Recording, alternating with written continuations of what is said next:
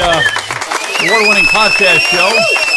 I'm going to be live from my basement, and I got my cup. I got my OPN cup here with me, my coffee cup. So hoping you guys all are all up to that as well. Did you guys bring yours, Brian? You got yours? You got your mug? You got your mug shot?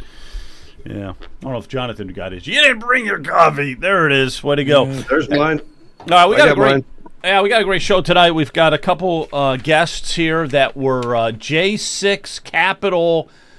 We're at the Capitol in 2021, January 6th, and so he spent a little bit of time in prison and stuff. So we want to just now come up and said that his birth certificate is phony. All right, Barack Obama's birth certificate is phony, and I was watching like a news event, on social media, and it's just they were taking bits and pieces from another birth certificate, and they were taking dates and information, and they were moving it over to his, and it's lining up perfectly. I mean, it's impossible for it to line up any better. It's lining up perfectly, and if you have like a letter that's a little bit harder pushed or indented on this one, it's exactly the same on that one. So it's as fraudulent as all get out. But the thing is, not that we can do anything about it now, but who created it? Probably our government. It's probably our government that created that phony birth certificate. So hopefully, Kash Patel will get to the bottom of that. Hopefully. And much appreciated. And last but not least, this guy here is asking for money. I don't know. I'm going to be running around this country along with others to rally the American people to continue the fight for justice. We got to continue to fight for justice. Bernie is where's your MAGA hat, Bernie? Where's your MAGA hat? Come on. Stand up to Trump and the authoritarianism that we are seeing. To be successful, we're going to need your help. So please, if you can send $27 or anything that I can see him $27 on the corner. Be on the corner of the street, with a sign. Somebody should have came by in a car and just ran him off the road, just run into him. Yeah. That guy is. He's got $80 million. $80 million. All right. When he went into the Congress or Senate or whatever, he didn't have hardly anything. Now he's got $80 million. Pauper, right. He was a pauper. Well, he needed $27 back then, but now he's got $80 million. And where did he come from? Right. Well, USAID. They cut the USAID, and now he's panhandling on the street. No. I hadn't thought of that. Yeah, they cut the USAID, and the guy has no money. That's not good. All right, we got to bring in some of our guests here. We've got two of them here tonight.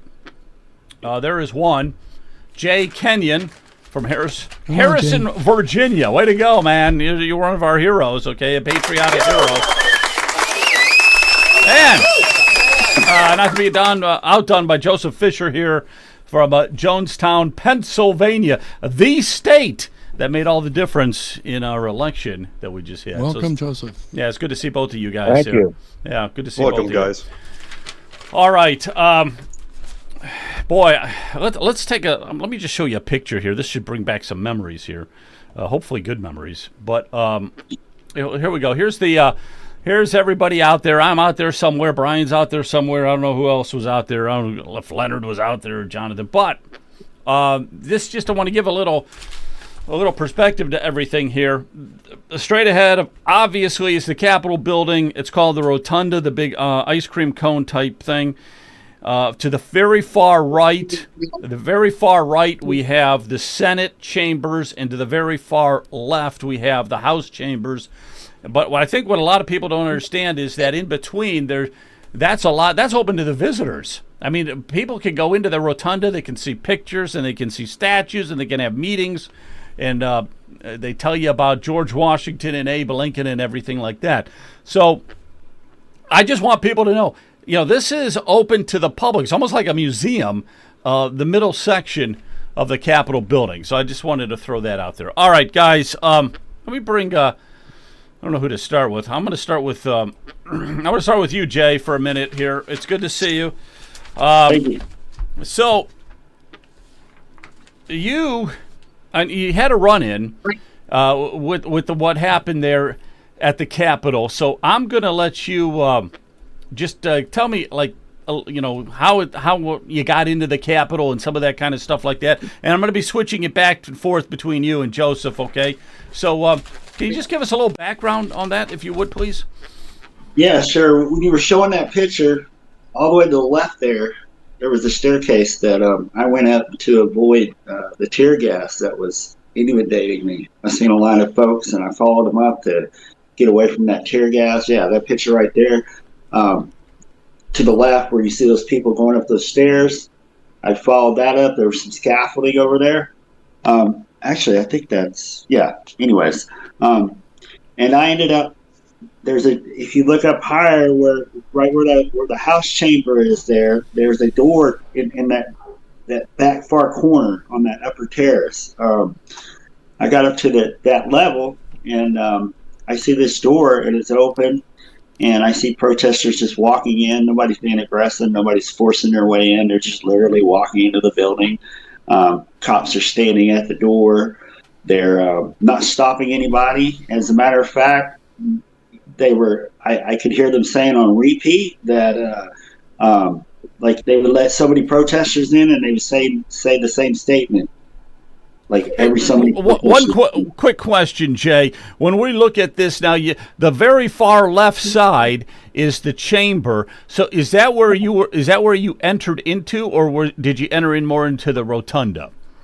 So I did. So back in that, by those chambers, if you, because that you can't. Maybe you can't tell by looking at the picture, but that building to the left protrudes out from the Capitol, right? Mm-hmm. So there is a corner back there, and then it's that horizontal space that leads to the rotunda area. In that back corner, there was a door. I didn't go through that door, but what's important to note about that door is when I walked up to it, I could hear the police officers telling people that we don't agree with your politics, but you have a right to protest. I found that very odd, and I listened to him, and I didn't go in, and I moved to the middle section right there, right below where you can see right in the middle of that building. There's a door. It's called the Upper West Terrace door. I get to that door, and I'll be darned if I didn't hear the same verbiage that I heard at the door that's separated by, what is that, a couple hundred yards there? And the officers in this door were letting people in, allowing people to walk in, and they were saying, we don't agree with your politics, but you have a right to protest, as people are walking into the building. So that's how I entered, was right there at the Upper West Terrace doors. Hey, a quick question. So you're walking into the building. I just want to preface this. So was the door open? I mean, the door was open. They were letting people in, right? There was no stopping anybody. There was no, that's the thing. If you back up, you look at like all the riots that happened across the summer of 2020. If you watched the news for any one of those riots, there would have been a point where the commentators were just waiting for the moment for police to declare that this had become an unlawful assembly, and you're now, you could be subject to arrest if you remain here, and these are the riot measures that are going to be employed against you if you stay. There was never, at one time, while I was there, was that announcement ever made. So nobody knew that, and they just started launching their riot measures at us for seemingly no reason. Yeah, wait 1 second. I want to just preface that because that's a really good point. The fact that they never were on a bullhorn saying, you got to evacuate, you got to get out of here. I never heard anything like that. Of course, there was a lot of noise going on at the time. But I did not hear anything like that. So when you went in, they weren't telling you to get out or anything like that, right? No. They, and the thing is, at any point, there was enough officers in that hallway. They could have shut that door. There wasn't people pushing their way in. We were literally walking in unabated. And at the same time, they're telling protesters that you have a right to protest. We don't agree with you, but you have a right to protest. So, it's technically not an invite to come in to protest, but it's definitely not this building, this very important building in American history. Yeah, this building that's for the people and everything. All right. Well, Let me just go for a minute over. So keep where you're at there. So you're inside the building, and did you get arrested when you were inside the building, or did they come and arrest you, after the fact, like when you were home or something like that? What happened? I didn't get arrested until October of 2023. Here's a picture of you, by the way. Yeah, that's a horrible picture. I know they did this on purpose. They picked the picture that makes you look the most crazy and the most insane, and that's the one they put everywhere. I mean, that's my picture. You Google my name. Yeah. Well, what happened right there? Did you fall down? They are kettling the rotunda. They are pushing people out of the rotunda. What the officers don't know is that on the other side of the building, other side of the door that they're pushing us out of in a foyer, there is a door leading out of the Capitol where protesters were flowing in, creating this massive bottleneck. Nobody can move, and we're all being crushed. You can imagine like the stories of like a concert fire where people are trying to escape and they're being trampled. That's what it was like. We were being pushed by a line all the way across the rotunda of officers that were about 3 or 4 deep. And they were all pushing us on us with the riot shields. And people were being crushed all around me. I was trying to hold myself up to prevent people behind me from being crushed. And all of a sudden, I'm yanked out of that crowd. And this is me on the floor after I'm yanked out of that crowd because some officer.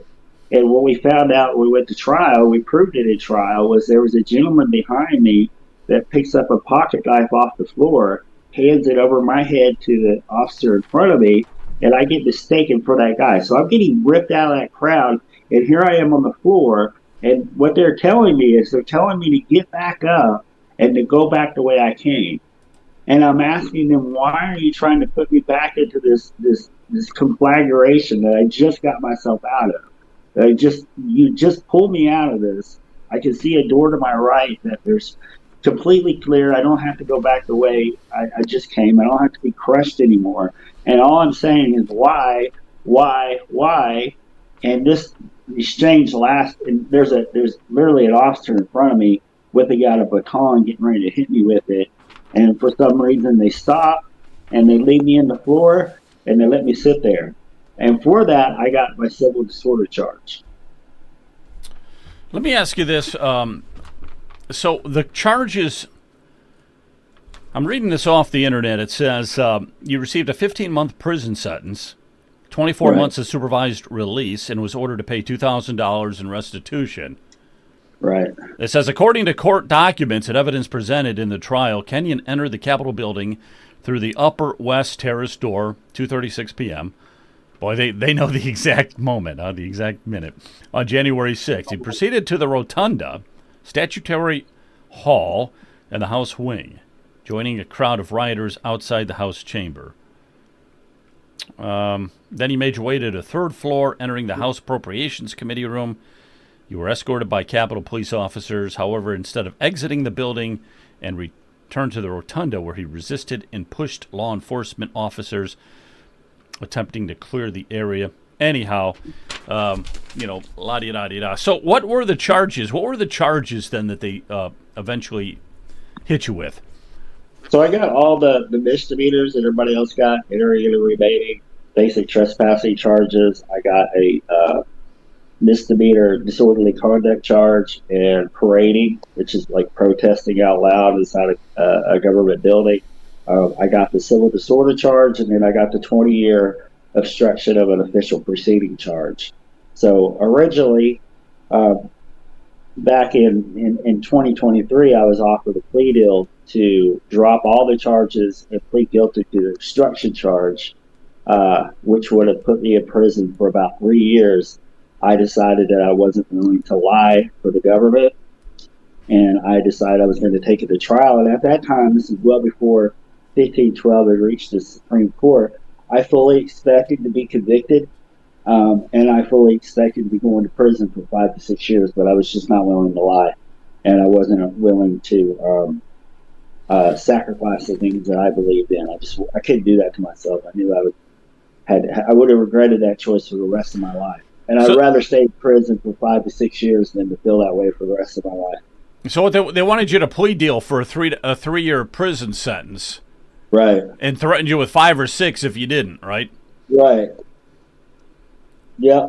How long did you stay in prison? I wasn't in prison.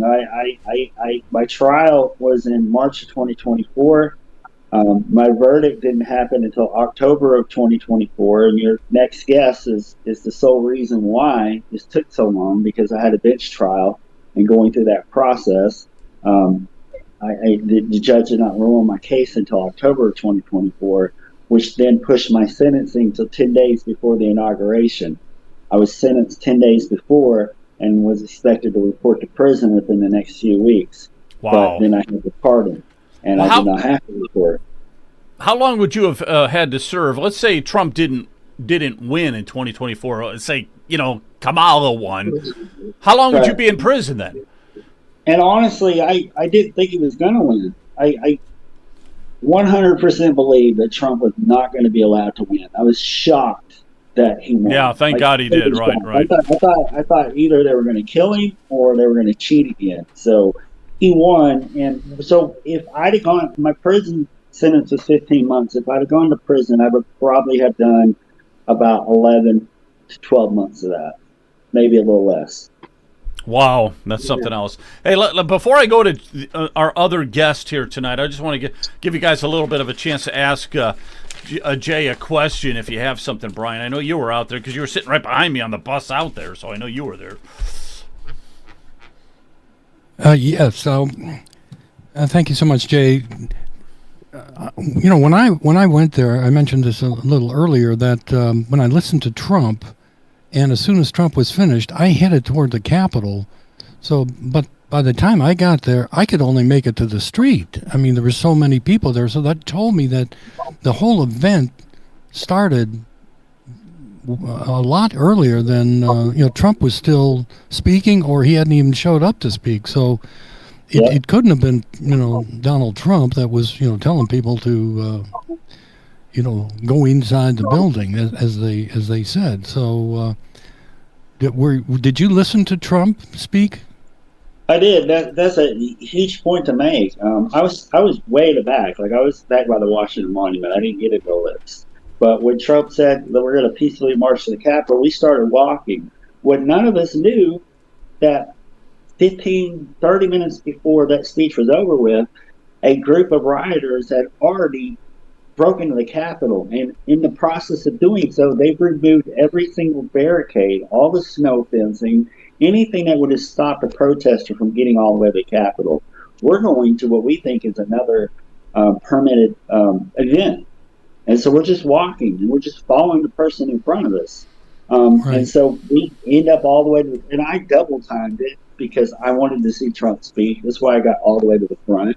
And then secondly, I started hearing the rumors that, and this is one, so the crowd got agitated for two reasons. One, they got agitated because the rumors spread to the crowd saying that the certification process was over with, everything was done, and none of our arguments got heard. So people were angry about that.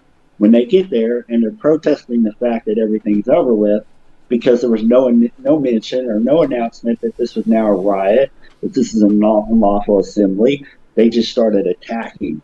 So they're just shooting people with rubber bullets in the crowd and launching tear gas and flashbangs, and nobody understands what's going on. And so people are agitated because of that. Nobody went in that building to stop anything. You're not going to stop like we were there to support the Eastman plan, which was to kick that certification back down to the states for 15 days to allow them to conduct a signature verification forensic audit of the votes to prove that this was legit. So why the heck are we going to go in the Capitol and stop that? That doesn't make any sense. No, to me, it was a big setup, and I agree with you 100%. Like, I got to the steps of the Capitol, I couldn't get inside because there was just too many people. But I was there with the big crowd, but there were no barricades. There was nothing stopping us from getting any closer. Let me go to our other guest here because I want to hear from you, Joseph.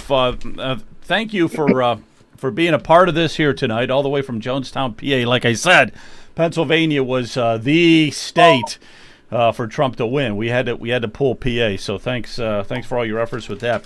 Let me just kind of go and ask you the same thing that I asked Jay, okay? So what led up to going in, and how did you get in, and, things like that? Just give us a little background. Yeah, well, when Trump was talking, while he was still talking, my buddy and I, we actually walked back to the metro, and we actually left Washington, and we went back to what I think it's called New Carlton. I got in my car, and I got a phone call from my daughter, or a text message to call her, and she had said, "Hey, there's something going on at the Capitol," and she said all I could get out of her was a big hullabaloo. So my buddy and I decided to drive back into D.C. We got a parking spot. We walked up to the front steps. I proceeded. It was pretty full at the Columbus doors. Those steps in front of the Columbus doors. I want to preface. I want to preface something for everybody, because I wasn't aware of this. But you were saying that you did not enter the Capitol from this side, No. and I forgot. There's two sides to the Capitol, so you were on the other side. Were there many people on the other side? Yeah, I never saw anything. I never saw that side of the building. There were people there. There were a lot of people already walking away, and I got the feeling, as I showed up, I got the feeling that I was kind of late for the dance, to be honest with you. And I stood on the front steps, and then I worked my way up the side of the steps, and I got to the top, and I started videoing. At that point, I noticed the crowd was slowly walking into the building, unimpeded. I followed the crowd. I wasn't sure I wanted to go in or not, but by the time I decided, the police had, at that point, I kind of got caught into the funnel of the people going in, and I realized I probably couldn't turn around and go backwards anymore because there was too many people behind me pushing, and just being behind you. The police sprayed some pepper spray or OC spray over top of the crowd to my left, at which point the spin drift of the spray circled back around behind us. Myself and a group of about 5 of us lunged forward to get away from it. At that point, we entered through the threshold of the Capitol at the Columbus doors. While I was on the ground, I picked up a pair of handcuffs. I stood up. I gave them to some police there in front of me. I told them I was a police officer, and I proceeded to chat with them for about, 4.5 minutes. One point, one of the police officers behind the 2 I were talking to, he decided to spray me. He told me he was going to do it. I didn't think he would. And at that point there, I couldn't breathe. I hit the ground, and I kind of split between an officer with a shield and the officer I was talking to, and I hit the ground. And I thought, I'm probably going to die here because I just couldn't breathe. I was discombobulated for a little while. Why did they spray you, Joseph? Why did he spray you? And here's a picture of the only picture I could find here. That's you with the baseball cap. Yeah. So there was actually a police officer in between. The guy in dark hair was a police officer or of some type, might have been security, and he had the shield, and he kept whacking me with the shield. And I'm trying to explain to him how I can't go anywhere. Meanwhile, I was talking to another police officer in between, and the bald police officer who was to my right, and it was in the process after I kind of scolded the one guy for hitting me with the shield for no reason, and when I looked back, the other officers. So I don't know if he thought I was getting belligerent because I was scolding that officer for whacking me with the shield, or what his reasons were. But I do know the only people the crowd would let back out through the entrance were people who were sprayed. So in all reality, I was kind of glad he sprayed me afterwards, when I figured out how things were operating. But altogether, I think I was in the building for about 5 minutes, maybe 5.5 minutes tops. And I didn't make it any more than maybe 10 or 12 feet. According to my attorneys, that's what they calculated. And then I left, and I tried to look for my buddy. So, I might have been on the front steps for another 20, 25 minutes looking for my friend who never went inside. I ended up getting arrested by the FBI on February 19th, which was a Friday. So, wait, what year? Just February? 2021. 2021. So you were arrested quite quickly after that. They come to your house? They must have come to your house, yeah. Yes, so they came to my house with my chief, and there was about 11 or 12 agents, 2 snipers.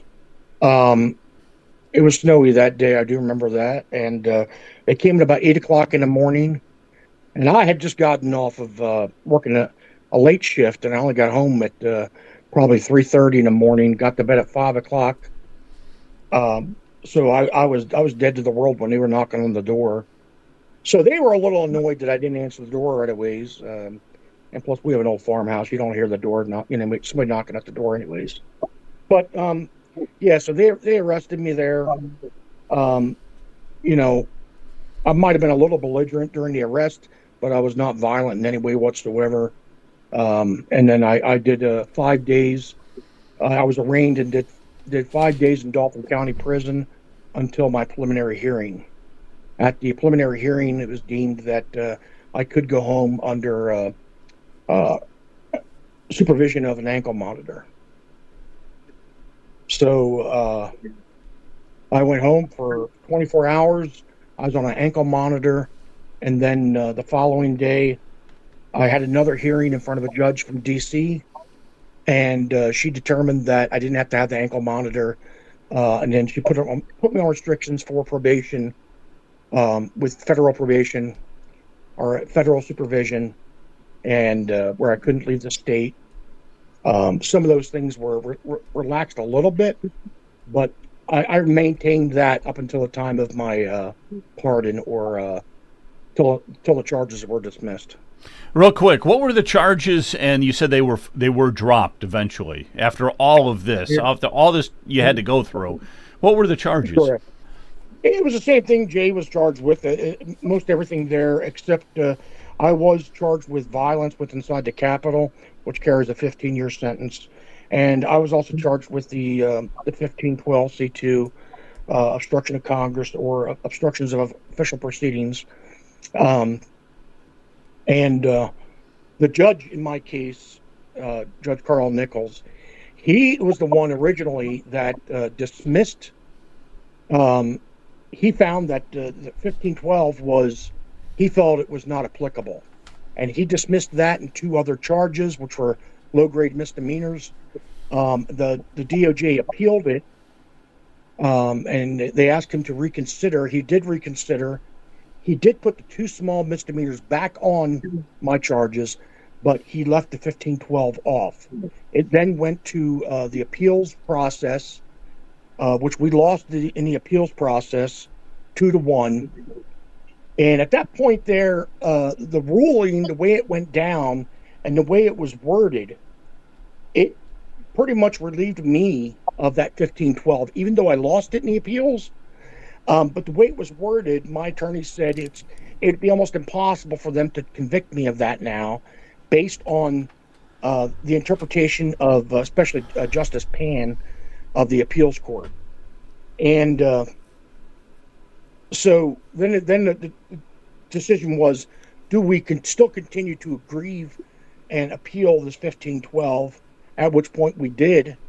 And the Supreme Court did agree to hear us, and in 2024 it happened. They heard us, and a couple weeks later they came back 6-3 in our favor, which we were excited about, and not so much for me, because I don't think it would have affected me anymore, but because it would have affected a lot of people, a lot of other J6ers. So we were very happy about that. And there's some J6ers who have been in there for 4 years, I understand. For 4 years. What a crime! What an absolute crime that is! It's disgusting, and I hope we get to the bottom of it. That they're finger pointing at Pelosi. There's finger pointing at Liz Cheney, and I hope Trump and Kash Patel get to the bottom of this, because that was a complete and total injustice. What happened? Well, I could say this: if this administration does not get to the bottom of it, I'm going to be very, very disappointed. And I would say the fact of not getting to the bottom of it is just about as bad as what the Democrats and the mainstream media have perpetrated with their lies. So I really do feel strong that Trump and his team need to get the truth out and totally vindicate our actions of that day. Yeah, absolutely. Do that. 100%. Yep. Jonathan, you have anything you might want to ask? I do. I have some comments I'd like to make, and I want to start with something that I think is fundamental, and I hope that everybody listening understands to their core. If somebody were to try to stop me from entering my home, they better darn well have a really good reason why. And one of the things that sticks in my craw is this concept of trespassing. There's a reason that the property that these people were entering is called the People's House. It's our property. It belongs to the people of the United States. And with very rare exception, it is absolutely permitted for anybody to enter. And the whole concept, we can get into all the just ridiculousness of the fiasco. We've seen video of police waving people in and saying, come on, enter, come on this way, and flagging people in and stuff.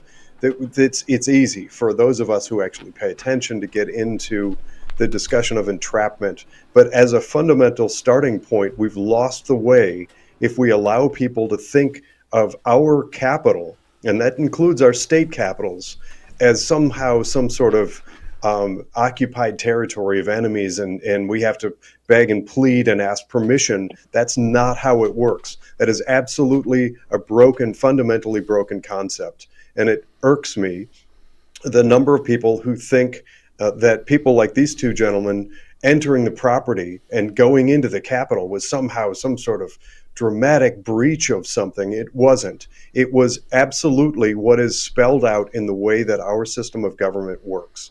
They were entering the People's House, and they had good reason in most people's opinion. When you get into the flaws and issues and errors, the stop the steal movement, even wait a minute, I went too far. Hold on, let me back up a step here. Even if they just thought randomly, even if there were no evidence of issues with the 2020 election, that is irrelevant. The fact that they saw fit to go to that property is in and of itself justification for them to enter the property, unless told that the property was closed and that they were not permitted to enter. None of that happened. And so everything that flowed from that is complete fiction and nonsense. One other thing that I want to put in there, and that's just a comment, and love your feedback on that as well, because I get the sense everybody I talk to who's a J6er feels exactly the same way. Like, what are you talking about? That's my capital. That's my building. I'm allowed to go in there. And it really drives me nuts, the people who don't recognize that. So the other thing that I want to throw in, just for a little perspective, and I love your comments on this, is I believe that the primary reason that J6 happened, played out the way that it did, and the way that it turned into this crazy steady drumbeat of conspiracy, this fear factor that the media and politicians have perpetrated, is to drive a scare tactic. And to draw an analogy, we saw the Attorney General during the Biden administration refer to people who were willing to go to school board meetings as domestic terrorists, quote unquote. I believe that the intention behind both of them is the same.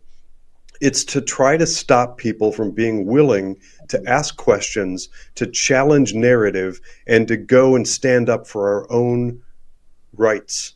I believe that J6 is in the worse, but the same general category as the efforts to try and put a chill on we the people going and challenging our rights and trying to assert ourselves. Yeah. Well, let me get both of their opinions. Let me go over to Jay. Hey, Jay. Hey, this was a scare tactic. That's what he's asking. I mean, it probably did scare the hell out of you, right? Them coming, arresting you and all of that. What was your thoughts on that? Well, I don't disagree at all. If most of us J6ers had the same experience with what we saw while we were there, and then going home and then watching the news and hearing what was being said about us, that we were domestic terrorists, that we were insurrectionists, that we were trying to overthrow a government. I think it was a scare tactic, but I think overwhelmingly it was their attempt to destroy the MAGA movement. I think this was their way to destroy. I mean, I think it was a complete setup, but I think overall they were trying to destroy the MAGA movement through public opinion. And they could have succeeded, but I don't think they did. I think that J6 was, it's just, I don't really get how they keep doing this and thinking that this is going to work, but you could be on social media and just see the lies that these propagandists will repeat over and over and over from, the Trump is a racist and the Charlottesville comments for years and years and years, and we know that's not true. But low-hanging fruit will believe that for a period of time. But I think J6 was like a huge eye-opening event for the American people. And I think that J6, I believe that we were pivotal, and we played a very important role in Trump being reelected in 2024. I think the American people seeing what these folks did to us, I saw it as I would have been okay. Like, I would have probably pled guilty to just some stupid misdemeanor trespassing charge, but that's not the way it was being treated. We had people, even with the trespassing charge, you were being sentenced to 6 months in prison. Even though you never convicted a crime in your entire life, you trespassed into a building, and now all of a sudden you're going to prison for 6 months. That is insane. It's weaponization. It was meant to destroy the MAGA movement. I don't think it worked. I think that we won the 2024 election because thank God for that. Yeah, thank God for that. Hey, Joseph, what about you? A scare tactic? It's got to be if they're showing up at your house 8 o'clock in the morning with guns drawn and stuff and arresting you. That's got to be a hell of a scare tactic for you, right? Yeah, it was a scare tactic, I believe. Also, I don't want to reveal my source. But one of the people who were involved in that raid had made comments that they felt as though when they were coming out to my house, that there was a good chance they were going to murder me. They had that feeling. By words of the main agent in charge. He told the snipers, he makes any movements, drop him. That's insane. What for a trespassing charge? They're just going to kill you, huh? That person said they actually cried and pled to the FBI the whole way out to my house. Now, one of the things I guess fear probably was a factor, and I was more fearful after I got in jail, not because of. It was simply just because I didn't know what was going on. I'm in jail. I'm a police officer in jail. I can handle my own. I wasn't worried about that. I was worried about what was going on at home. What was the FBI doing to my wife and my family? And that was my fear. But I kind of, there's a fight or flight or freeze. I was kind of ready to fight at that point from the very beginning. And, because I believed wholeheartedly that from the first instant that they came here, that this was total bullshit, and I never felt in a million years I would ever get arrested for it. Guys I worked with in the county, other police officers, they all joked around like, "Hey, dude, man, the FBI's coming for you," and I'm like, "Oh yeah, sure, ha ha." And I just thought, okay, they're going to go arrest people who knocked over stuff, who stole stuff, who broke windows. That's the kind of stuff they're going to do. They're not going to arrest somebody for being 10 feet inside the Capitol talking to two cops. But I think, getting back to what Jonathan said, I agree exactly. But I think the message was, it could have been a bumper sticker. If you're a Republican, if you're a conservative, if you're a MAGA, or if you're just not liberal, shut up and stay in your lane. That's it. Yep. We don't care that you're MAGA. We don't care, but shut up. Yeah. No. You know your role. shut up and behave. And Well, we're gonna if do what we tell, you know. if Trump had lost, that's what they'd be doing us. I'm going to go to Leonard here in just a second. Brian, do you have anything you want to ask? I know you were out there that day. Yeah, I was. They're coming for you too, Brian. They're coming for you. Well, they've already knocked on my door. I've already been interviewed by 4 FBI agents. So I just have to say I really feel bad. I have empathy for our 2 guests and their families. There obviously was a real emotional, physical toll on both of them, but there had to be a real toll on their families. And for that, I really, really feel bad about that. And there had to be an actual financial toll. And I am just so sorry that our federal government has, they're going to have to go a long way to get my respect again, to be honest with you, for what they have done to our 2 guests and many, many others. They've shown that tyranny can raise its ugly head very, very quickly. And we as citizens have to understand that, and we've got to make sure that we stand up for our rights. I'm just going to cut to this since you were mentioning about funding. So, Joseph, you set up a GoFundMe or Give, Send, Go or whatever it is here. Give, Send, Go. Give, Send, Go. How do they find that? How do they find that? What's it under? You can go to Give, Send, Go, and Google my name or J Sixer with medical bills. And you'll probably see my face there. You can also go on my X account, which is Joseph Fischer, and you could probably find a link there. I have it pinned at the top. Okay, very good. Very, very good. Let me just get Leonard in here for a minute. Hey, Leonard, how are you? Doing fine, sir. First of all, let me thank the gentleman for coming on to explain what happened. There's a lot of confusion, on both ends of the spectrum about what really happened because the reporting is a little bit flawed on both sides. So my question to you guys is that if there is not a thorough investigation of what happened to you and some of the other people that were just what I would consider to be innocent, to the extent that what you're telling me, then what are the implications for you as far as the Republican Party? What would that imply to you if there's no investigation? Well, that's a tough question. Go ahead, Jay. That's a tough question. I think the implication is how the history books are going to be written for this. Right now the ink's still wet on the history so far, and the Democrats and mainstream media have got to write everything, and it's perpetrating lies for the most part, 90% lies.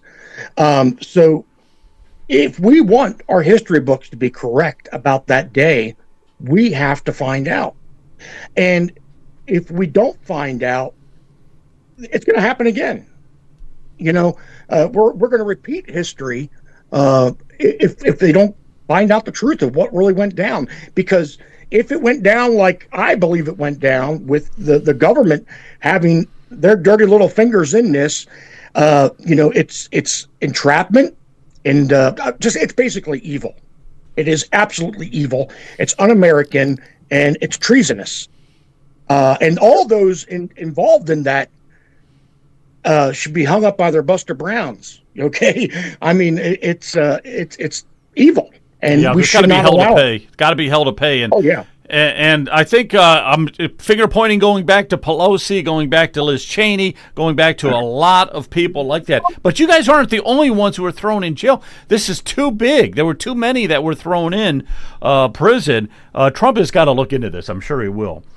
For me, I just do not see an option where you cannot investigate this and find the truth. I just can't even go somewhere where we don't get the truth of J6. I'm certain that what happened was a 100% set up from the top down. I think that they created the conditions for J6 to happen. They allowed it to happen, and once it did, they used this as a tool to try to destroy MAGA. And they have literally destroyed my life at this point. And if there is not an investigation, I'm going to be extremely disappointed. I want an official truth.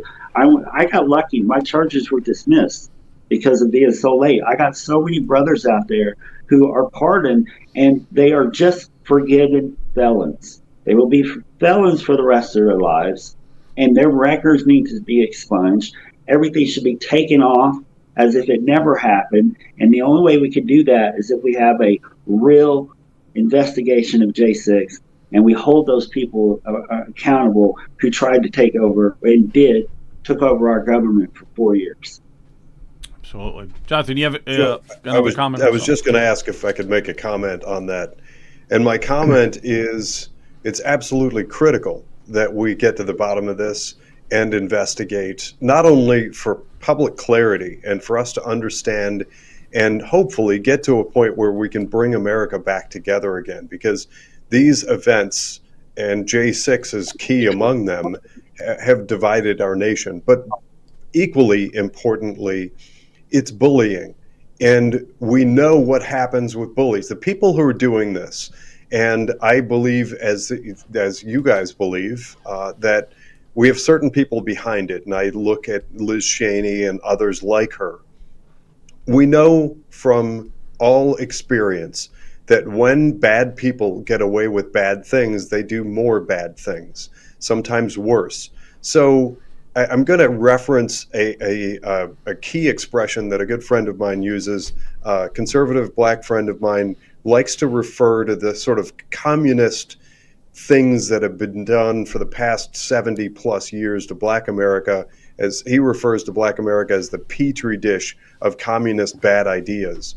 And the more I hear him say that, the more I think it's true. I look back at what's been done over and over in really bad and harmful ways to specific segments of communities and people to harm, twist, and manipulate. Communism is in and of itself a core bad thing. And when we don't find it, root it out, and search for justice, it grows and expands and gets continuously worse. And in this case, it's stepping in and insisting on an actual proper investigation. The fact, and here are just a couple things that I hope people gravitate toward and latch onto. We know, and just to sort of round that out, and hopefully it makes sense to you, I can personally now go back in my mind and I can see certain key points that have destroyed and degraded in using my friend's reference of the petri dish, Black America, like separating families and going after fathers, etc. In similar circumstance, in a similar way, we can see the intentions and the objectives of bad people who wish to degrade and erode our system of government and our belief in ourselves and our belief in our constitutional rights and values.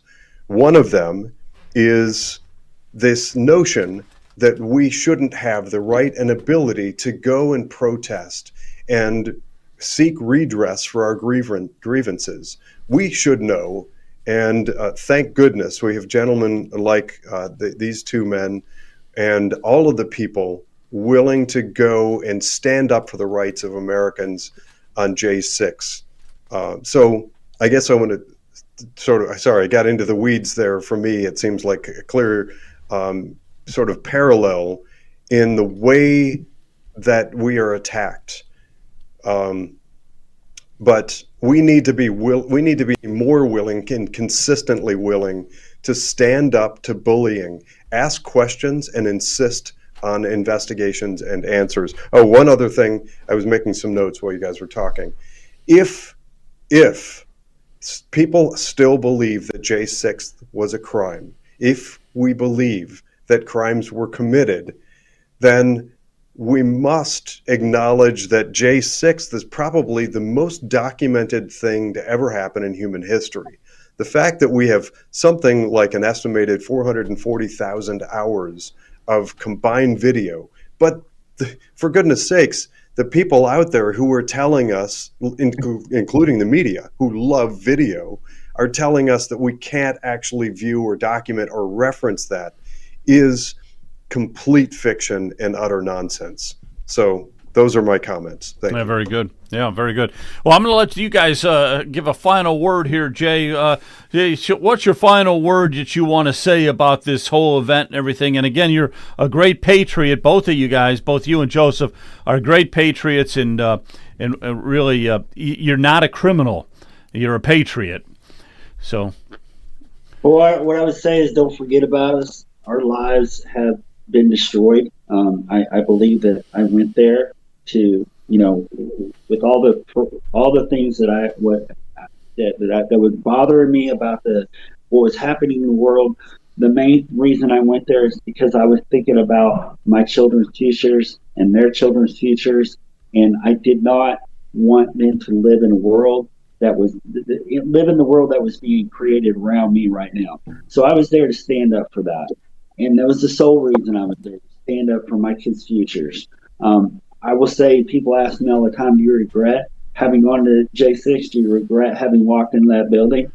And I say no. Even if I did not get this pardon, I would still do it all over again, and I would sit in prison right now because that was the right thing to do. So, a lot of us are struggling. We're trying to rebuild our lives. Me, myself, I'm trying to restart and jumpstart my career that's been pretty much on hold for the last 4 years. Have a master's in public administration and in nonprofit management, so I'm looking to further my career.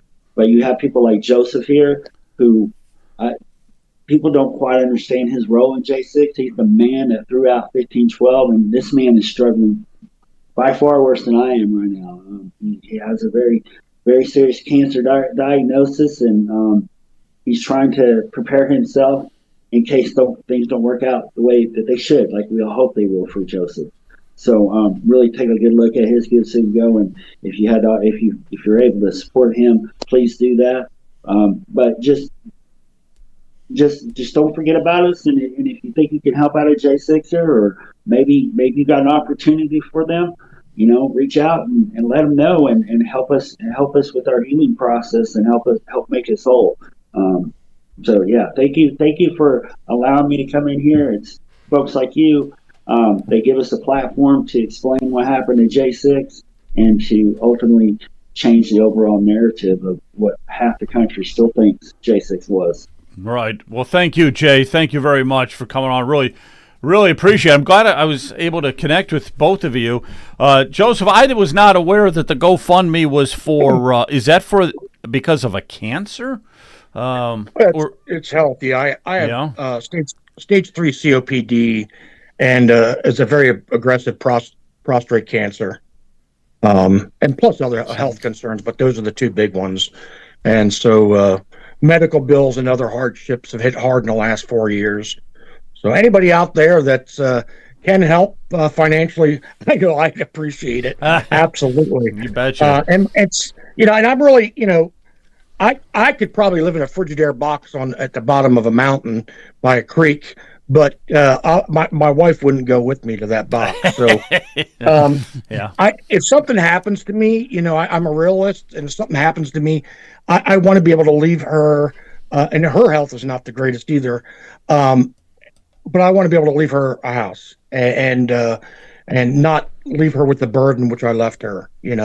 I had lost my job as a police officer, obviously, when this happened, and I had lost my pension.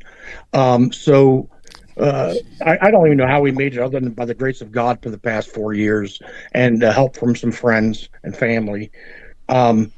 But and guys like Jay. But the one request I have too is the people out there. When you're out and about and you're with some of your friends, and maybe some of your liberal friends start talking about politics, and they start talking about, oh yeah, well, January 6th and blah, blah, blah, and the J6s are insurrectionists, and, please put them in their place. Don't let them get away with it. Don't let them repeat that narrative over and over again. Call them on it. Yep. I tell the J6ers I see, and I've only for maybe about the past month or so started talking to people But my attorneys told me, don't have any contact. So I've been going on X and I've been talking to all kinds of J6ers and stuff. And the one thing I like to tell them is, hey, just remember, you are a patriot, you are a hero. Whether somebody recognizes it or not, you're a hero, just like Jay. Jay is a hero. We did something, and I believe January 6th, the events of that day, I believe were providence by God, and I think it had to happen to draw our nation back to a point where we could start to reel it back in again. And I think the evidence is that is the election of 2024. So I think it was essential. And yes, we suffered, and we're still suffering for the ramifications from that day and the arrest and the onslaught in the media. I mean, I was crucified in the media, especially in the beginning. But every time my name pops up, there's always the left-wing media that wants to say you're a terrorist or you're an insurrectionist or you're unpatriotic, and you kind of got to let that roll off your back. But to any J6ers out there, just remember, guys, you were put in a situation that was really difficult, and every one of you guys is a hero and a patriot, and hopefully your suffering diminishes over time, and I pray ours does too. Joe, can I say something? Yes. Yeah, absolutely. Wow, that's you know what? Write to Trump and tell him you lost your pension and everything, and see what he'll do. I mean, it's worth a try. It's absolutely worth a try. I mean, give it a shot. What the heck? The other thing we should remember is I'd like to see justice for Ashley Babbitt and the other young lady that lost her life in there. We all seem to, that goes by the wayside, but there was a price that was, paid by them, and I would like to see, just justice for them. And I appreciate all the heroes of January 6th. Well, both Jay and Joseph, hey, thank you very much. God bless you both. And thank you. You're heroes. You guys are heroes. And it's not like 500,000 people didn't descend on Washington, D.C. that day to hear Trump for no reason. We knew that election was stolen. And it was so obvious. And now they're saying, hey, Biden had 18 million more votes than Kamala. What happened? Well, we know what happened. There was just massive cheating. And that's why I was there, Brian. That's why you were there. That's why we were all there. And we're just trying to make a statement. But thank you again. Yep. Hey, Joe, can I interject one finalizing thought? So putting together, as you can tell, sometimes I'm coming up with ideas and presenting them a little off the cuff. Part of my reason for bringing up that expression that my friend uses, that Black America is used as a petri dish for communist bad ideas, is to drive home the point that we are our brothers and sisters keepers. I don't care who you are, what your dynamic or circumstances, rich, poor, black, white, we're Americans. And part of the message that I take from that is that we stick up for each other. And the more we're able to do that and hold on to that, even as they attack the image of our flag and go after our very flag as being somehow some sort of bad, and they attack everything about the pillars of our society.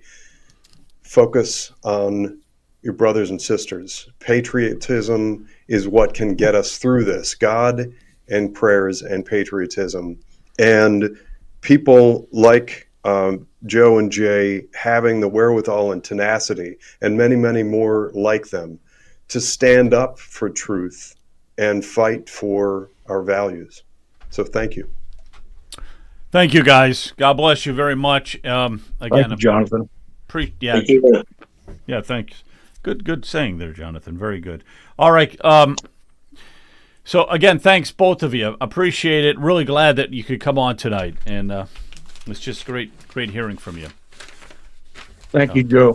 Thanks for having us. Thank you. Thanks for having us. Yes. Yeah. Have a good night. God Thank you bless again, you. guys. You bet. Thanks, Joe. Well, Joe. Thanks, Jonathan. Thanks, let's just Leonard. go a couple finishing thoughts. Anything, Brian, that you want to say? Oh, I can't tell you. Well, I'll let Leonard tell you because he was the one that was orchestrating it. We did have a meeting on our property taxes. Leonard, why don't you tell him what the agreement was and where we're going? Leonard, can we take a second? Yeah. Yeah, go ahead, Ken. Hold on, Leonard. It's Hey, go ahead. No, we just want to thank everybody for coming on, and make sure to check out all the places that we are on.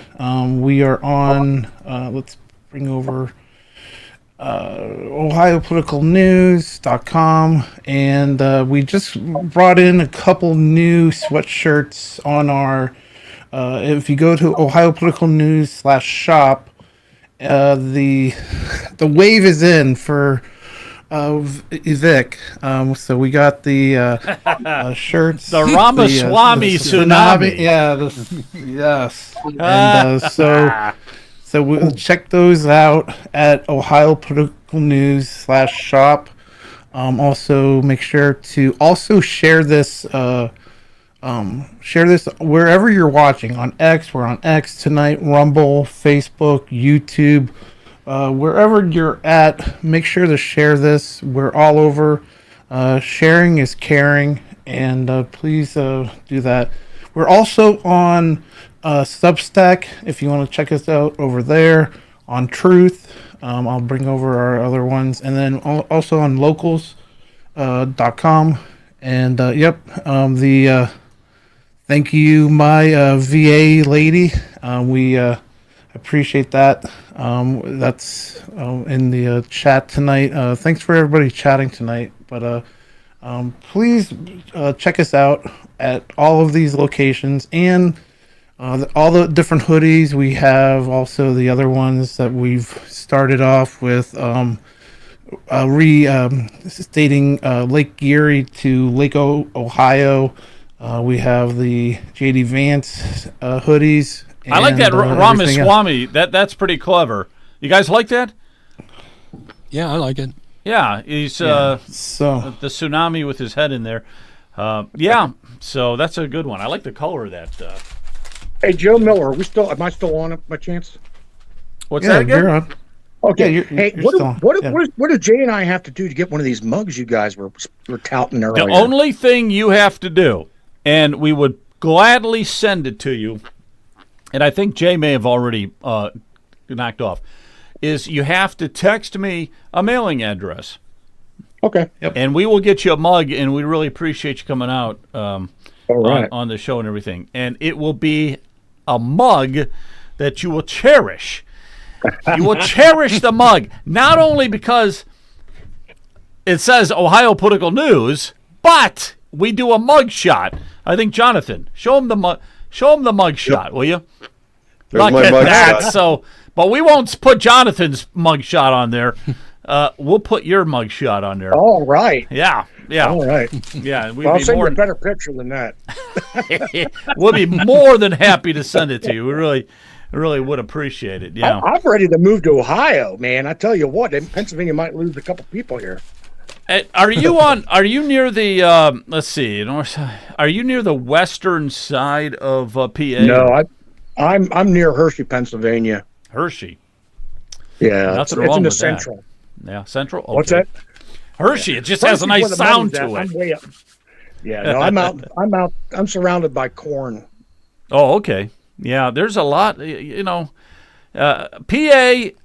is like Ohio. You have some really big cities, and then you have a lot of just rural area. So, yeah. But you guys got some great whitetail deer out there too, man. You've got some monsters. We got deer everywhere.